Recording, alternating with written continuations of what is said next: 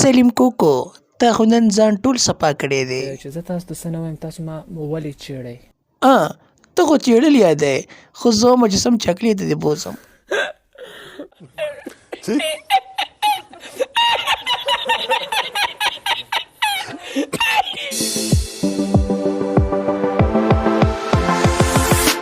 دوستانو یو ځل بیا زموږ سره سلیم اپریدي موجود دی، دغه نه به انټرویو کوو. راځئ.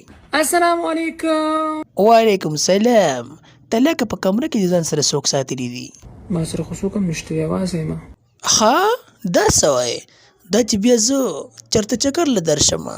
ټیک ته جي تابعدار. ها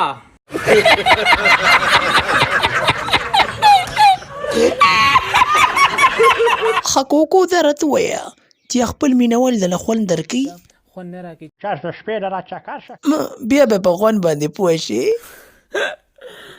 توتي ګوله زما څو خیال دی سړی خوشحاله شو.